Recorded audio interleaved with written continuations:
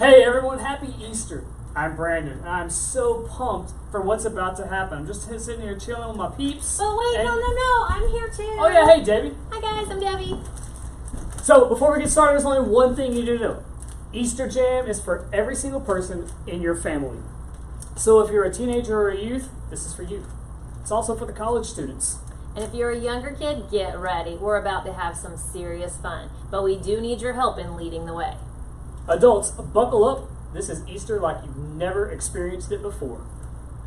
No matter who you are, we want you to know Easter Jam is for you. The only way to not have fun is to not participate. So look around, make sure everybody in your house is participating. Got them all? Okay, let's go. Because we're getting ready to get started in 3, 2, 1. Easter, a time for fake grass, plastic eggs, these things, chocolate bunnies, and people dressed as bunnies. And then there are the weird parts of Easter, like fake grass, plastic eggs, these things, chocolate bunnies, and people dressed as bunnies, which is interesting. But what does all this stuff have to do with Easter?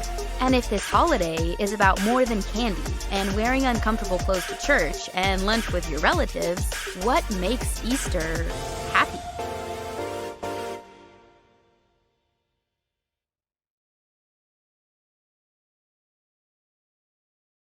There are only two kind of people in the world. People who love these. I don't really like them so much, Brandon. I'm sorry. I don't either. And people like me. I don't get it. How do you eat those? Well, they're cute, but how do you eat them? They're kind of gross, if you ask me. Okay, so let's see what your families think. Give me a thumbs up if you like them. Okay, now give me a thumbs down if you don't.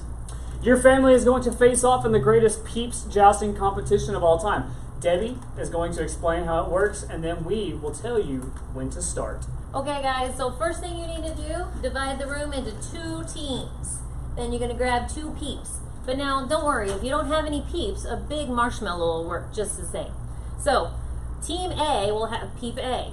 Team B will have peep B. But if you want, you can come up with some pretty cool names. Like, my peep's name is Susie Q. Brandon, what you got going on over there? I just got peep. Boring name. Susie Q is going to win, no worries. So, got your peep. Now get a Sharpie and decorate your peep. Go ahead and give him a mustache or maybe some eyebrows or just something cute to have a little fun.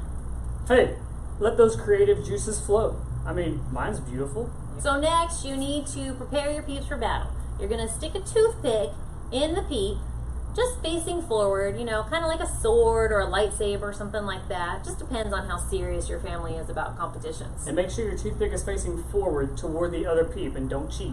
Debbie?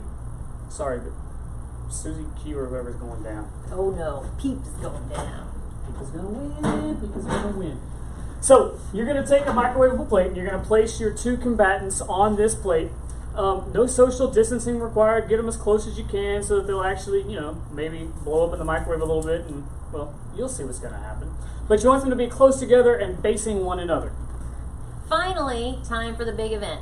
Gather around, put the plate in the microwave, set the timer for 45 seconds, but you won't want it to run that long. Don't let it run that long. Then press start. Watch from a safe distance and see which peep wins. The first peep sword or lightsaber that hits the other peep is the winner. As soon as this happens, you're going to want to stop the microwave, and trust me on this one, parents and families, because it's not going to be very nice if you don't. Lots of So, cleanup. it's time to settle this thing. Don't forget to snap a picture of that photo finished product, because it's time to go.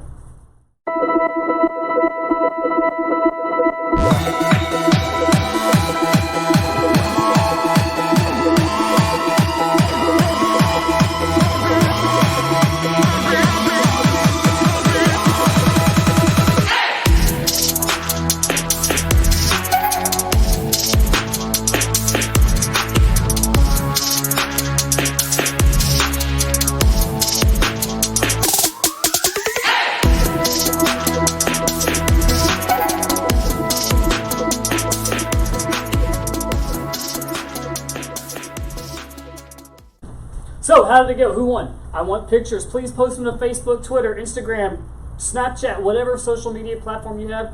Post those pictures there and or videos you may have using the hashtag FaithEasterJam 2020. I have to admit that was more fun than I expected it to be. And also, this happened, but for the record, I won.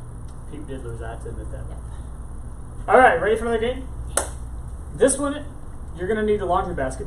And you're going to need socks. Lots of socks. If you have more than this, awesome. If not, even better. It can be clean, it can be dirty. It doesn't really matter, but I would prefer clean. That's just me. I don't touch dirty socks or feet. So, they just have to have a match. And if you need to go grab those things, you got 60 seconds. We're going to set the timer on the clock, and we are going to give you 60 seconds to go grab something similar to this. Go.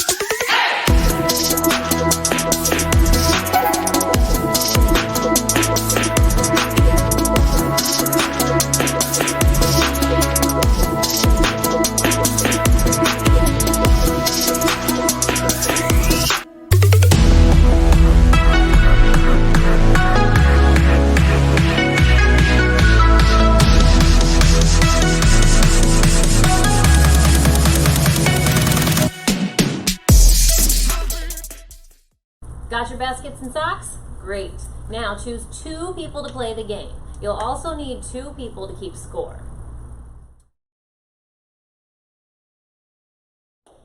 So, to get started, dump all of the socks on one side of the room, and don't worry, because the socks are going to make their way back to the basket real soon. So then place the basket on the opposite side of the room, and when I say go, players will grab a sock, go through the pile to find the matching one. You're going to roll the socks together in the shape of a ball, or in this case like an Easter egg, and then toss them like that across the room and into the laundry basket, or in this case, your Easter basket. There you go. The player with the most sock eggs at the end of the timer wins. Now, if you don't have scorekeepers, that's okay, but everybody has to be honest. And parents, I'm watching you. Everybody ready? Awesome.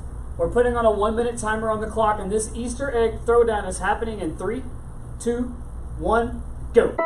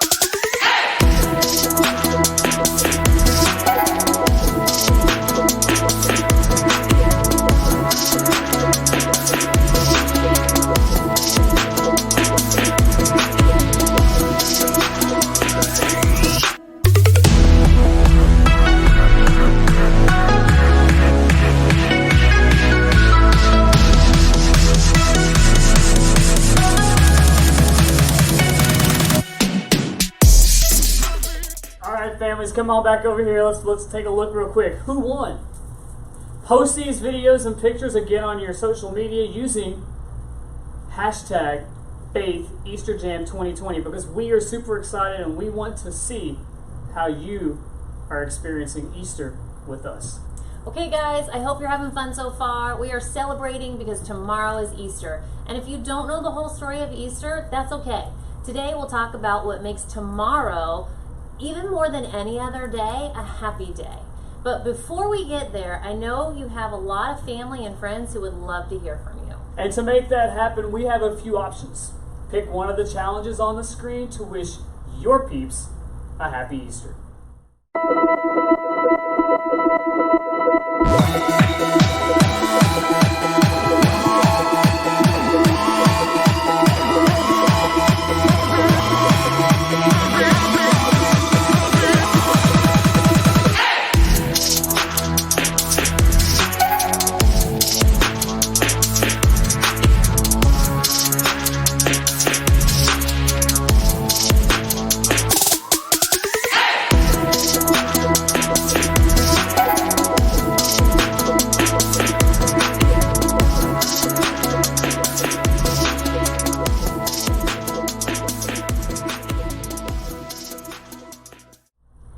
Even though we're celebrating a little differently than we normally would do, it's okay.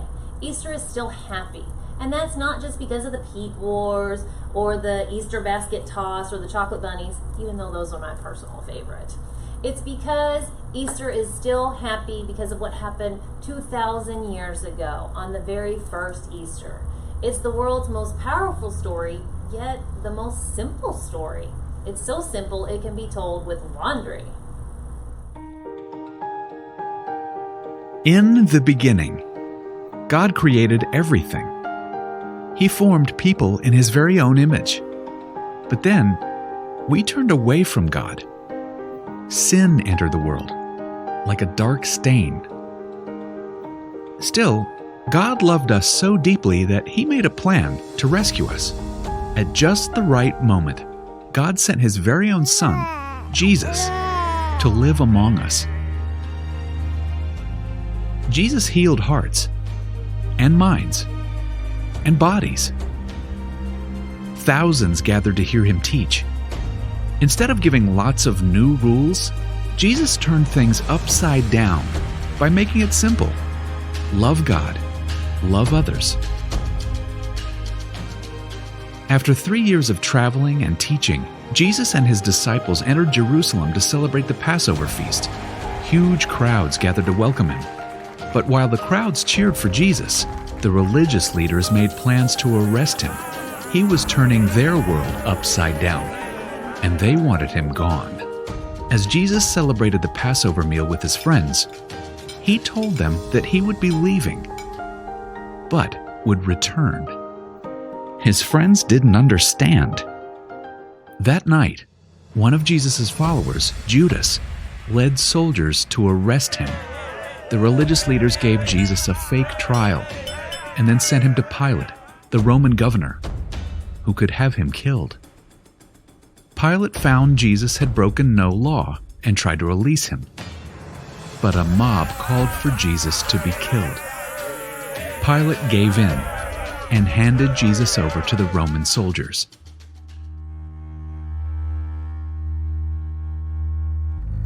Jesus was forced to carry the heavy beams of His own wooden cross.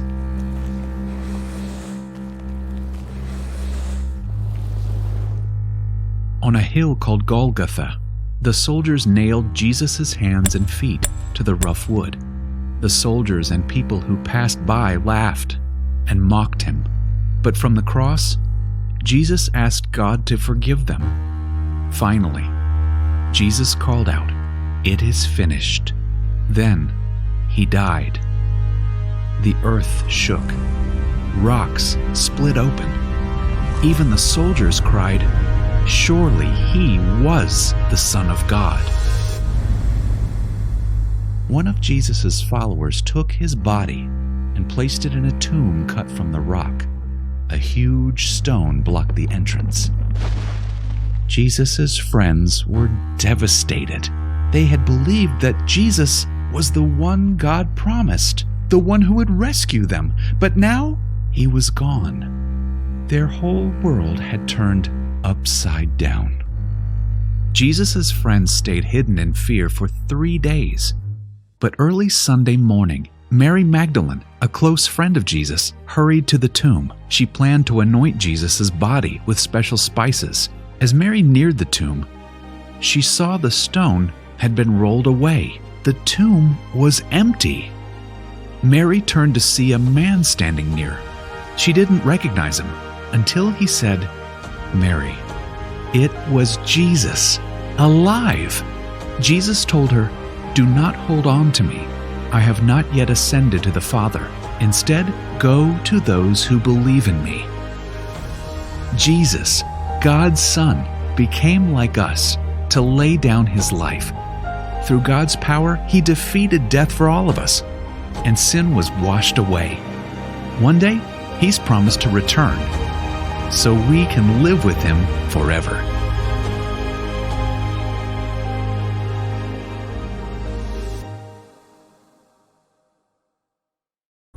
Wow. I hear that story every Easter, and it always amazes me. Doesn't matter if it's your first time hearing it or your 75th time hearing it. I mean, God sent Jesus to the world to remind me and to remind you that he is greater than anything that can go wrong in our world. And the simple fact that Jesus came back to life is proof to me and to you that we can face anything bad that happens. I like to kind of think about it like this. I can because Jesus is alive. I can keep loving others because Jesus is alive, and I can be brave because Jesus is alive. I can have hope because Jesus is alive. Hey, you know what? I have an idea. Why don't we take a few minutes and add this list of things we can do because Jesus is alive? Answer the question as a family. How would you fill in the blank? I can blank because Jesus is alive.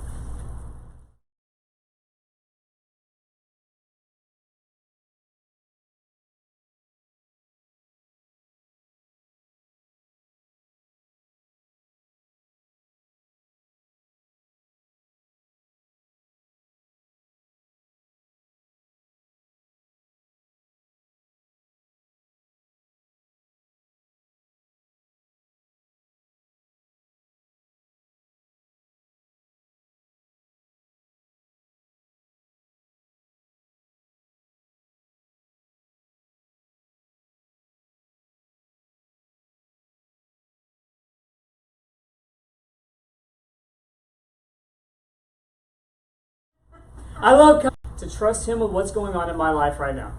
And I hope that's true for you as well.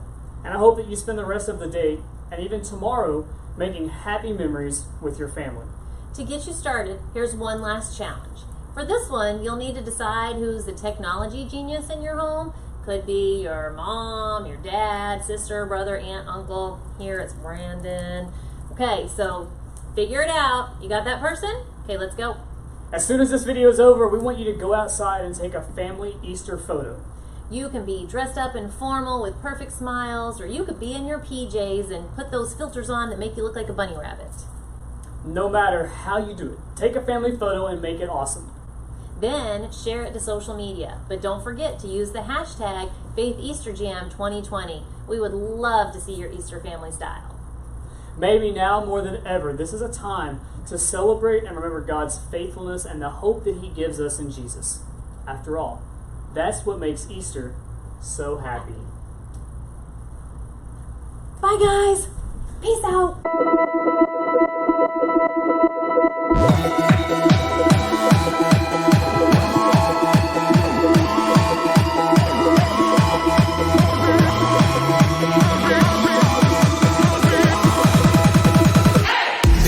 Day in history, death is beating, you have rescued me. Sing it out, Jesus is alive. The empty cross, the empty grave, life eternal, you have won the day. Shout it out, Jesus is alive. He's alive.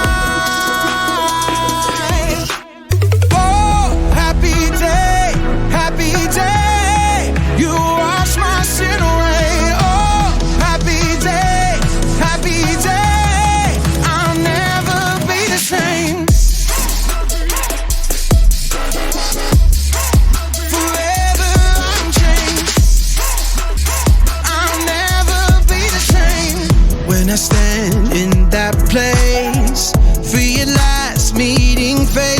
face. I am yours, Jesus, you are mine.